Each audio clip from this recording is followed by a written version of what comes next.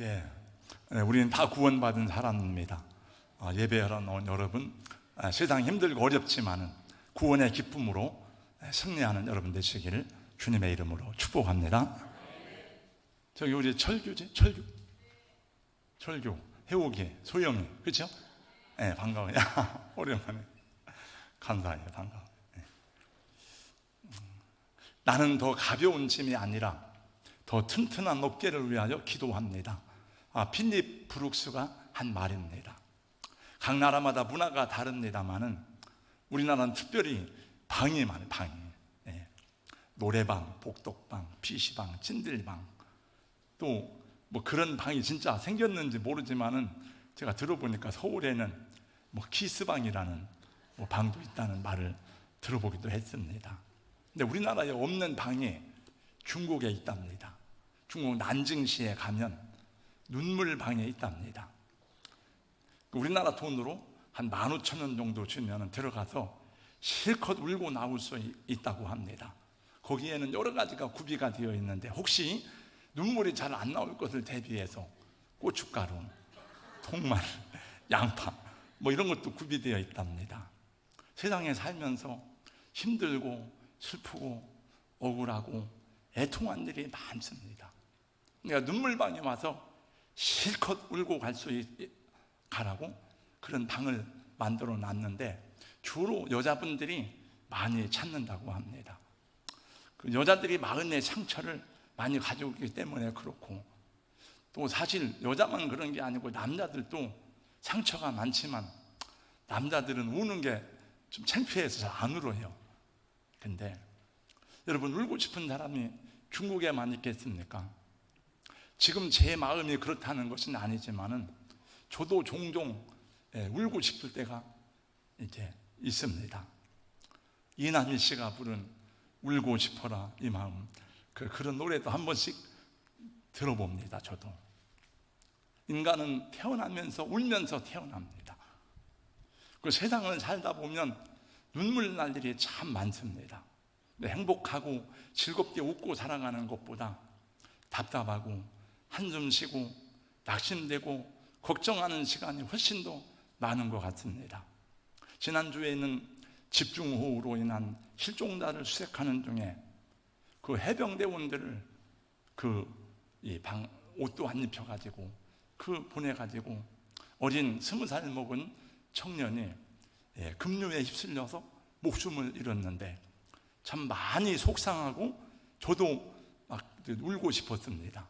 그래서 제가 만약에 가까운 데 있었다면 제가 빈소에 아마 찾아갔을 것 같아요. 그 아버지 어머니는 이제 어떻게 살아야 될까? 아기를 못 낳아서 10년 만에 시험관 아기를 통해서 여러 번 실패 끝에 낳아서 길렀는데 그 하나밖에 없는 아들이 그렇게 세상을 떠났으니 참 얼마나 슬픈 일입니까? 보국훈장이 그에게 취소된다고 하지만 보국훈장이 뭔 의미가 있어요, 여러분?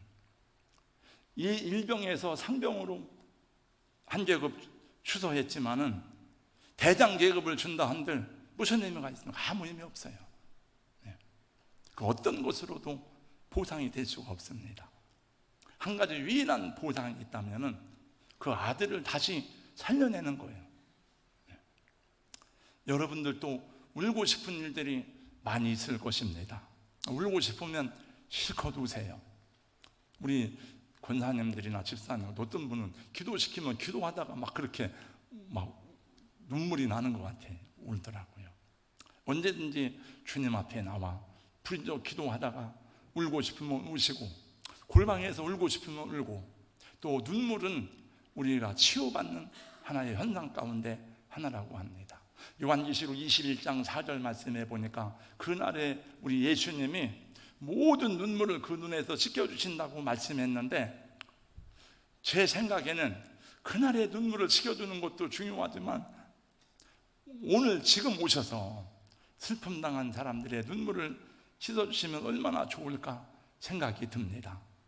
주님이 여러분의 눈물을 씻어주시고 격려하시고 삶에 새로운 힘 주시기를 예수님의 이름으로 축원합니다. 히브리서 강의 13번째 시간입니다. 지난 주일에는 예수 그리스도의 대제사장 되심에 대해서 말씀을 전했습니다. 그리고 그 말씀을 전하면서 하나님이신 예수님이 세상에 오셔서 사람이 되심에 대해서 다 알고 있지만 또 이렇게 여러분에게 전했습니다. 그것을 성육신이라 그리고 영어로는 인카네이션이라 그럽니다.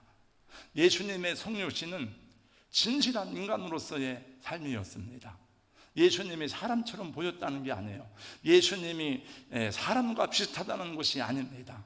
그분은 사람의 몸, 사람의 마음, 사람의 정서를 가지고 이 세상을 살아가셨습니다. 여러분과 똑같은 살과 피를 가지고 태어나셨고 여러분과 똑같은 정서와 감정을 소유하신 채 살아가셨습니다.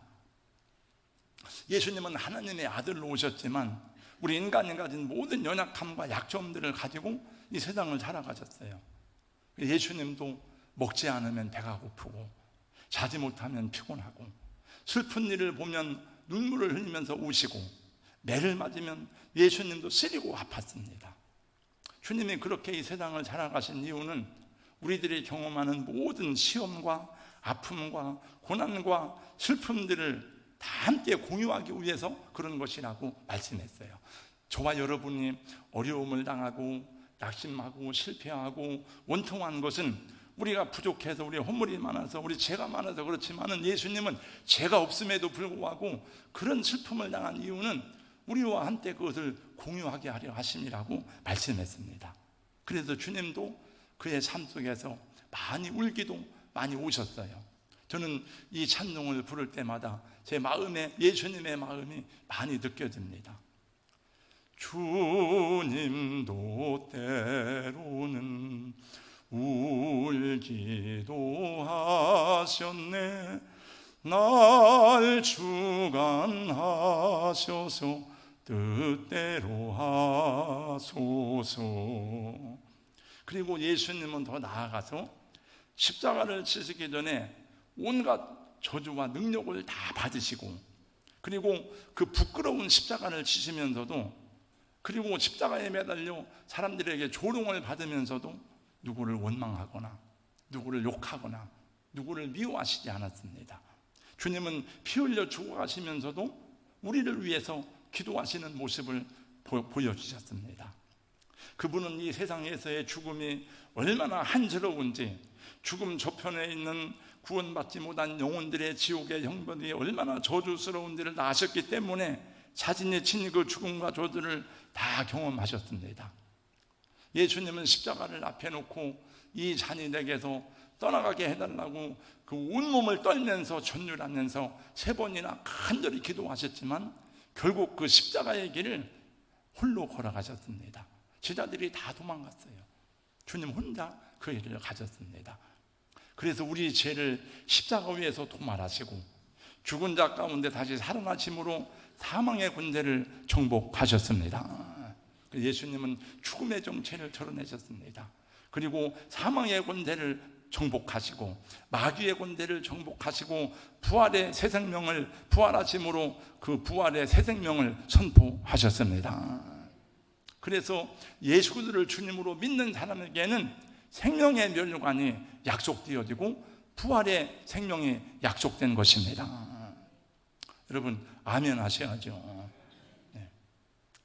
여러분 구원받고 영생을 얻은 일에 여러분의 공로가 있습니까? 여러분이 구원받고 영광의 나라에 들어가는 일에 여러분의 자격이 있습니까? 한번 생각해 보세요. 저는 한번 생각해도 내 자격이나 내 공로나 이런 게 아무것도 없어요. 오직 하나님의 은혜일 뿐입니다. 다만 하나님이 여러분에게서 보실 수 있는 귀한 것이 있다면, 저와 여러분에게서 하나님이 찾으시는 그 한 가지 귀한 것이 있다면 여러분의 인격이 아니에요. 여러분의 잘생긴 얼굴이 아닙니다. 여러분의 그 믿음입니다. 믿음이 없이는 하나님을 기쁘시게 하지 못하나니 하나님께 나아가는 자는 반드시 그가 계신 것과 그가 자기를 찾는 자들에게 상 주시심을 믿어야 할지니라.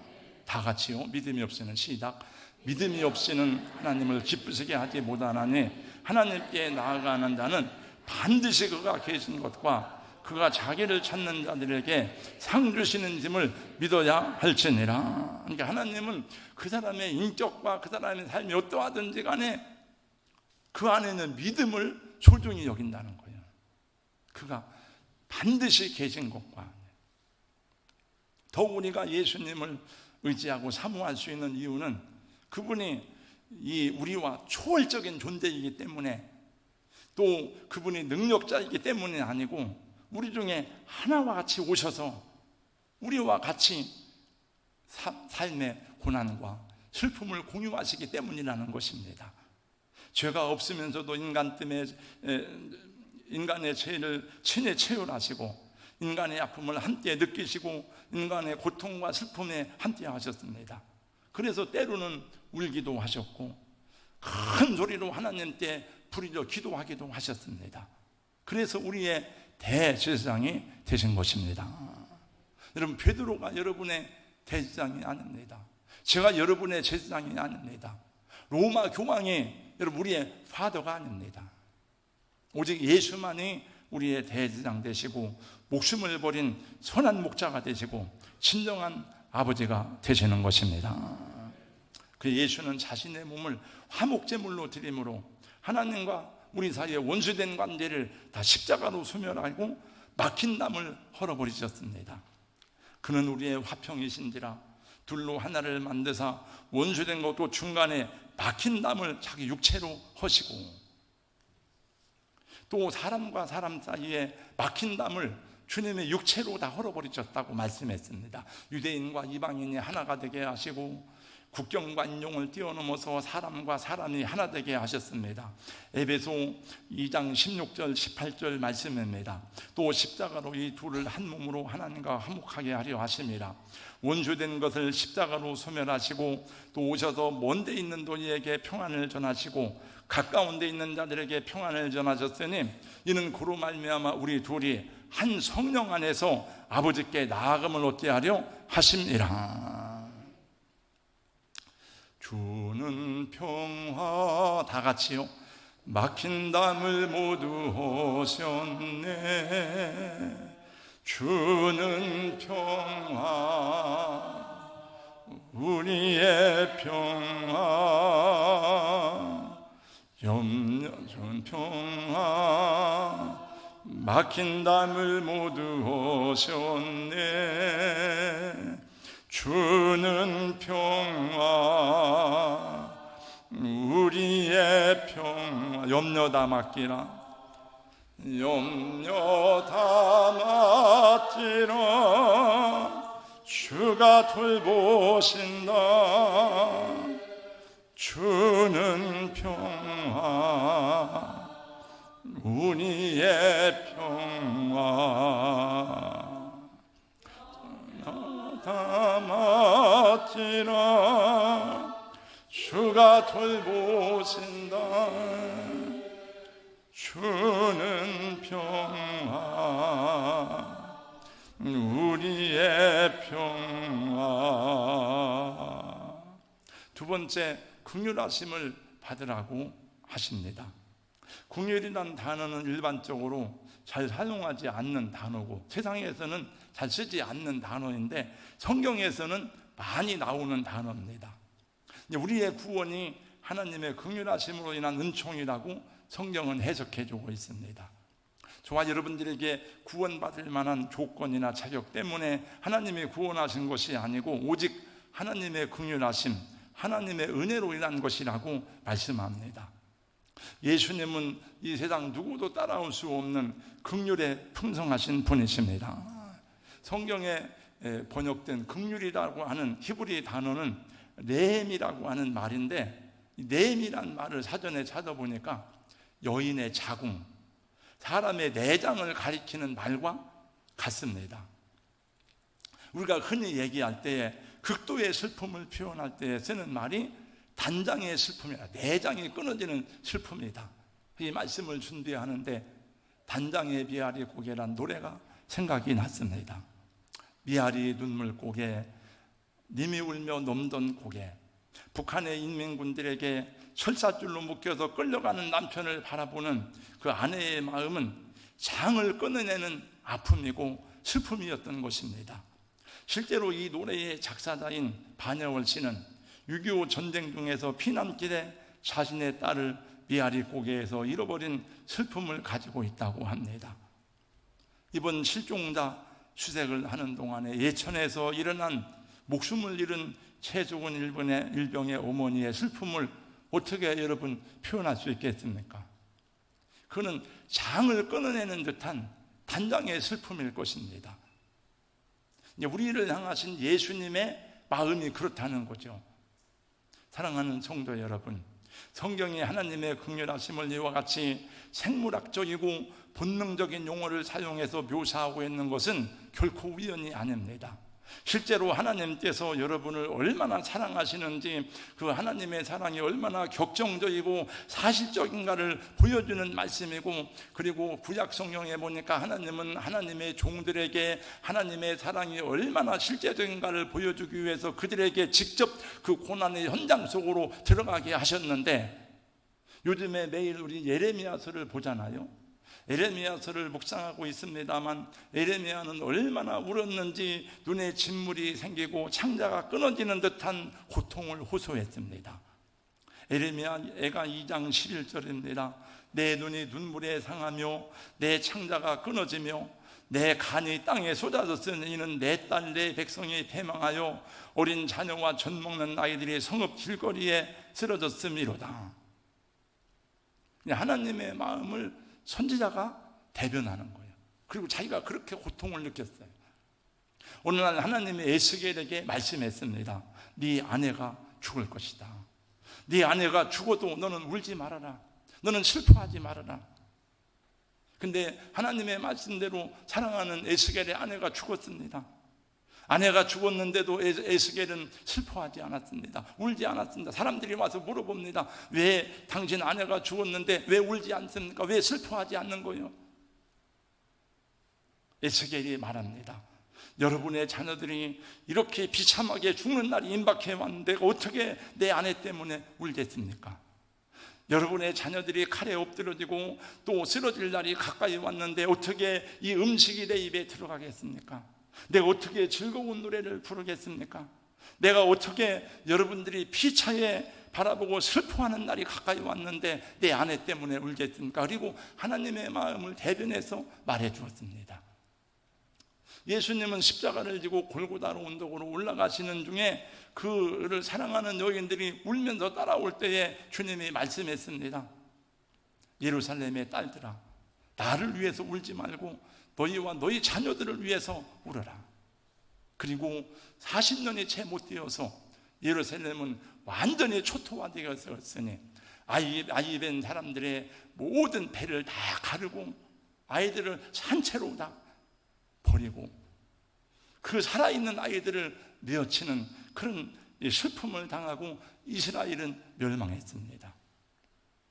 이처럼 하나님께서 자기 백성들을 향한 긍휼을 나타내실 때에 이 복음이 얼마나 구체적이고 실제적이고 역사적인가를 우리는 깨닫지 않을 수가 없습니다.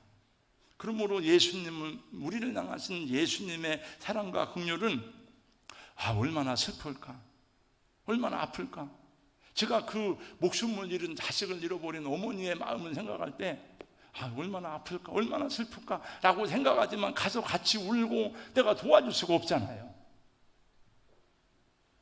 그냥 주님은 느끼고 느끼는 것만이 아니고 함께 슬퍼하고 함께 아파하고 그리고 함께 붙들어주고 그리고 그 문제에 대한 길이 되신다 하는 것입니다. 제가 제 어머니를 종종 얘기하는 이유 가운데 하나는 아마도 이 세상을 살아오면서 내 어머니처럼 나를 사랑하고 나를 안타깝게 여기고 나의 아픔이나 슬픔도 대신하고 싶은 분이 없었기 때문일 것입니다. 저도 사실은 여러분 저처럼 착하게 보이는 사람이었지만은 예수 믿기 전에 우리 엄마 속 엄청 썩였습니다. 정말. 저는 일주일 동안도 계속 술을 먹어봤어요. 일주일 동안도 그냥. 그리고 우리 엄마 참 부끄럽게 많이 했어요. 제가 다 우리 어머니가 쫓아다니면서 막 사정도 많이 했어요. 저를 위해서. 그래서 우리 어머니는 진짜 나를 사랑하고 함께하는 분이구나. 지금까지 인류 역사를 살아온 모든 인물 중에서 가장 감수성이 예민하고 정서와 감동이 풍부하신 인물이 있다면 저는 단연코 그 사람은 예수님이라고 말할 것입니다. 그런데 그 중요한 것은 그 예수님이 나와 함께 하시고 예수님이 나의 희노애락에 같이 동참하시고 그리고 예수님이 나의 선한 목자가 되신다 하는 것입니다. 그 예수 앞에 나오라는 것이 오늘 주님의 부르심이고 주님의 말씀인 것입니다. 나의 마음에 근심구름 가득하게 덮이고 슬픈 눈물 하염없이 흐를 때 우리 찬송 한 장 하겠습니다. 83장 1절만 다 같이 하겠습니다.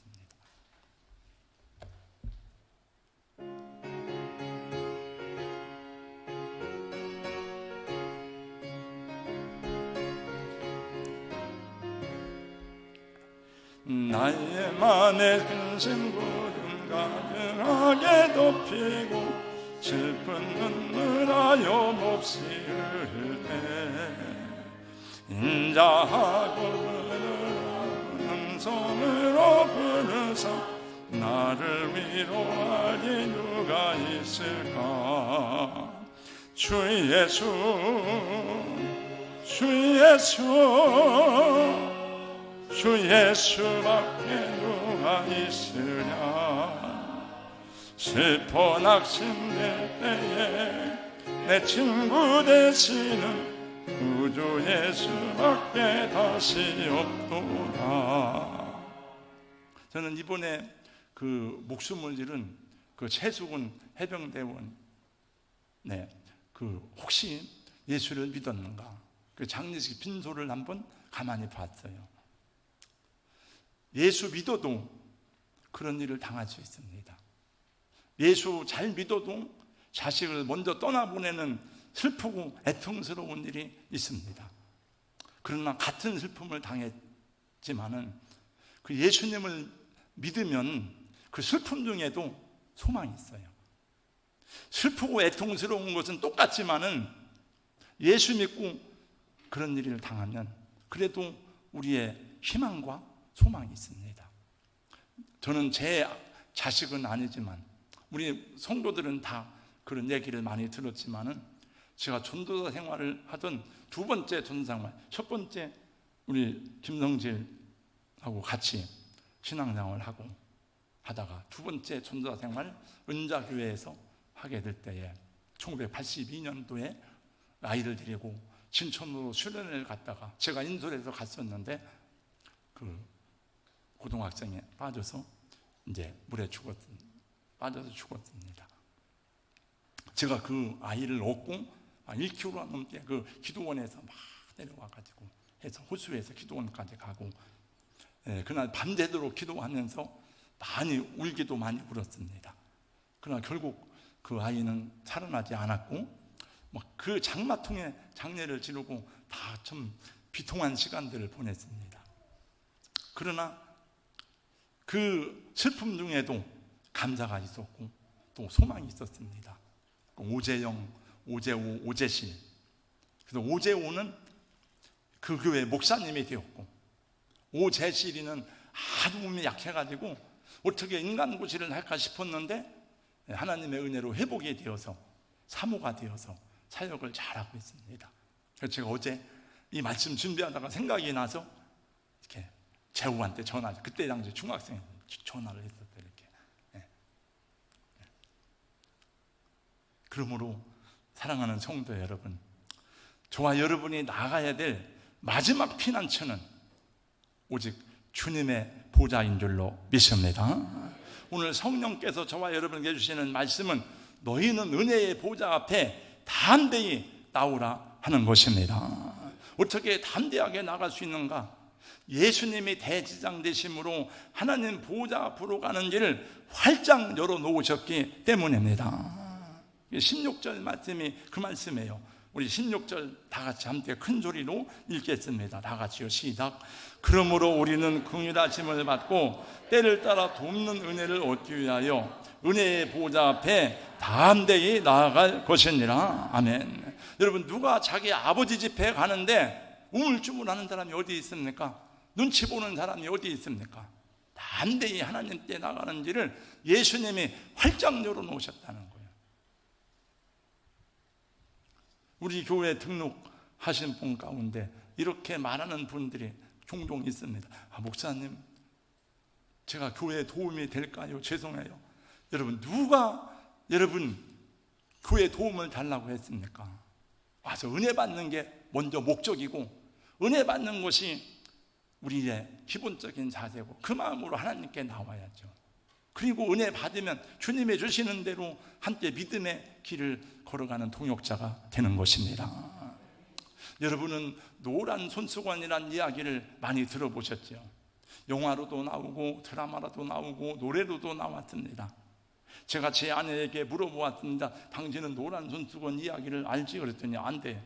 그게 어떻게 소설이요? 영화요? 했더니 뭐 소설이지 그러더라고요. 그런데 여러분, 노란 손수건이란 건 이야기는 원래는 소설이 아닙니다.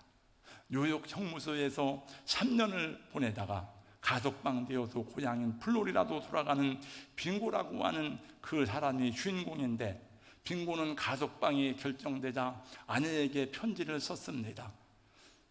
내가 잘못하고 지난 과오를 청산하고 새롭게 살기로 결심했더니 당신이 나를 용서하고 받아준다면 내가 기차를 타고 우리 고향으로 돌아갈 때에 그 참나무에 노란 손수건을 걸어주세요.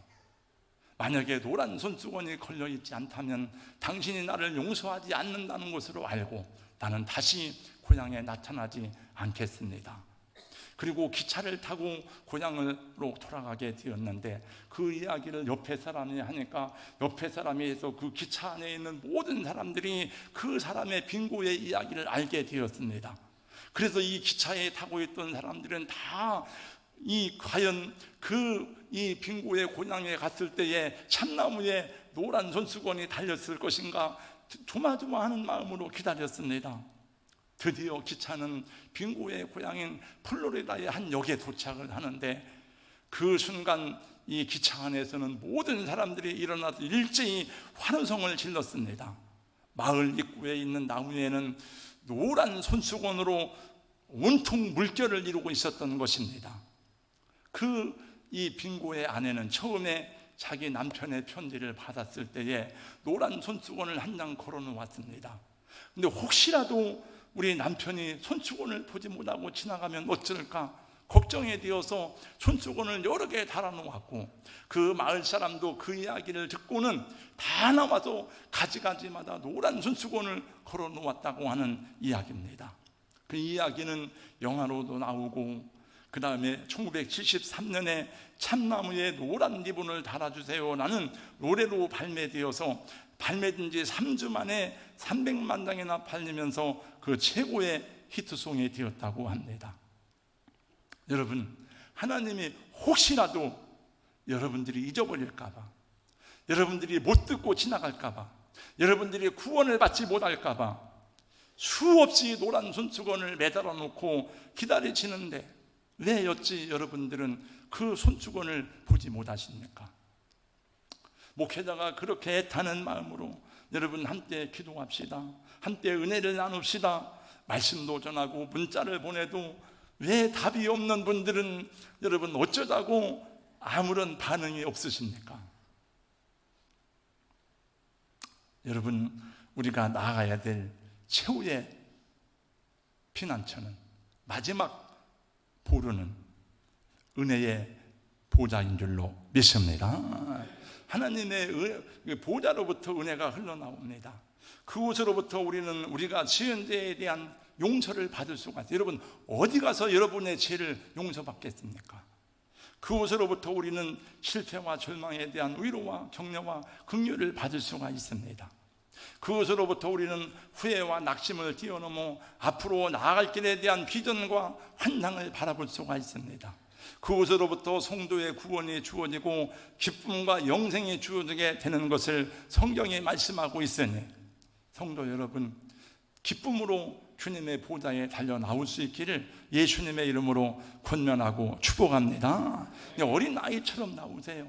겸손하게 오세요. 여러분, 체면의 옷을 벗어버리고 오세요. 가면을 던져버리고 오세요. 하나님의 은혜를 구하시기 바랍니다. 오늘 또 주일이 되었구나, 또 예배를 드려야죠, 이런 마음으로 와서 무슨 은혜가 되겠습니까? 하나님, 오늘 내가 예배의 자리에 나가는데, 하나님 보좌에 나가는데 하나님 어떤 은혜를 주시겠습니까? 하나님, 오늘 들려주시는 말씀이, 오늘 우리가 부르는 찬양이, 오늘 우리가 드리는 기도가 하나님과 교통이 되게 하시고 내 삶을 어루만져 주시옵소서. 여러분, 그 어린 선생님이지만 나이가 어리잖아요. 그 어린 선생님이 스스로 자기 목숨을 끊을 때까지 얼마나 많이 괴롭고 고민하고 아파했겠습니까? 그분은 왜 그 주변에 도와줄 사람이 없었을까? 자기 그 어려움과 아픔을 얘기할 사람이 없었을까? 근데 그분 하나만 그런 게 아니고 이 사건이 터지니까 수많은 교사들이 우리도 그렇게 아프다는 거예요. 우리도 그렇게 힘들다는 거예요.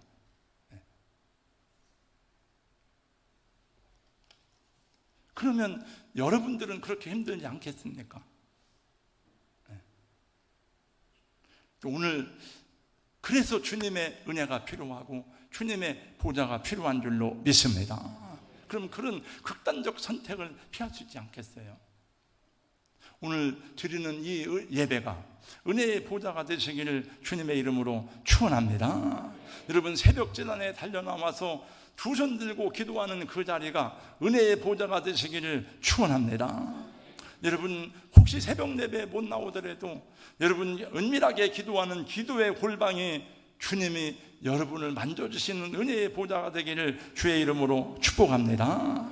만일 여러분이 주님의 보좌 앞에서 기도하라는 부름에 순종하지 않는다면 우리는 하나님께서 우리를 위해서 예비하신 좋은 선물이 있을지라도 그 선물들을 잃어버릴지도 모릅니다. 우리가 예수님을 믿는 크리스찬이면서도 하나님의 자녀이면서도 우리를 도우시기 원하고 우리와 함께 하시기를 원하고 우리에게 격려가 되고 힘이 되기를 원하시는 그 하나님의 은혜를 받지 못하고 살아간다면 크리스찬이라는 의미가 어디 있습니까? 잘못된 것이잖아요. 제가 지나온 삶도 언제나 평탄하고 쉬운 것만은 아니었습니다. 저에게도 어려움도 있고 실패도 있고 시련도 있었습니다. 또 아픔도 있고 고통도 있었습니다. 또 제가 언제나 하나님의 뜻대로 바르게 살아온 것만은 아닙니다. 그래서 저도 때로는 나 자신이 미웃고 나 자신이 실망스러울 때가 많이 있었습니다. 그래도 제가 마지막 가는 자리는 다른 데가 아니더라고요. 하나님의 보좌 앞에 엎드려서 기도하고 거기 와서 또 무릎을 꿇고 하다 보니까 하나님이 또 힘을 주시고 은혜를 주시는 것을 많이 경험했습니다. 그리고 하나님이 여러분들 중에서, 장로님들 중에서, 권사님들 중에서, 집사님들 중에서 저를 격려하고 저 오정모 목사를 세워주라고 보낸 분들이 많다는 것을 저는 알게 되었습니다. 그래서 하나님의 은혜를 감사하지만 내가 내 삶에서 나에게 격려하고 나에게 힘이 된 분들을 내가 결코 잊어버리면 안 되겠다, 그런 마음을 가지고 살아갑니다. 그래서 제가 언제든지 가야 되는 길은 하나님의 은혜의 보좌임을 알고 있습니다. 여러분, 파도가 더욱 거세지듯이 경랑 일고 있는 바다에 떠있는 일업천조와 같은 그런 세상의 삶입니다. 무엇을 붙잡겠습니까? 여러분, 돈입니까? 권력입니까? 사람입니까? 다 우리가 의지하는 것들은 아무 소용이 없다고 성경이 말씀한다. 모든 육체는 풀과 같고 그 모든 영광이 풀의 꽃과 같으니 풀은 마르고 꽃은 시드나 우리 하나님의 말씀은 영원히 서리라. 오직 주님의 말씀, 하나님의 은혜의 보좌 앞에 부르시는 날까지 믿음으로 담대히 달려가시는 우리 성도님들 다 되시기를 예수님 이름으로 축원합니다. 힘들고 슬픈 일이 있어도 너무 사람에게 찾아가서 호소하지 마시고 십자가 앞에 나오시고 십자가의 예수님을 바라보시고 하나님의 위로 격려 안에서 승리하시기를 주님의 이름으로 축원합니다. 기도하겠습니다. 거룩하신 우리 하나님, 오늘 우리 주변을 바라볼 때에 슬픔을 당한 많은 사람들이 있습니다. 자식을 잃어버리고 남편을 잃어버리고 재산을 잃어버리고 애통해하는 분들이 많습니다. 하나님, 그들을 위로하여 주시옵시고 그들 모두에게 예수님의 사랑을 깨달아 알 수 있도록 은혜를 베풀어 주시옵시고 또 먼저 예수님을 믿은 저희들이 그들의 눈물을 함께 닦아주면서 위로하고 격려할 수 있는 주님 사랑의 사도가 되게 하여 주시옵소서. 우리 성도들 가운데 힘들고 어려운 분들이 많습니다. 낙심하지 아니하고 주님의 보좌 앞으로 달려나와 하나님이 공급하시는 힘으로 살아갈 수 있는 진실한 그분이 될 수 있도록 주여 도와주시고 은혜를 베풀어 주시옵소서. 예수님 이름으로 기도하옵나이다. 아멘.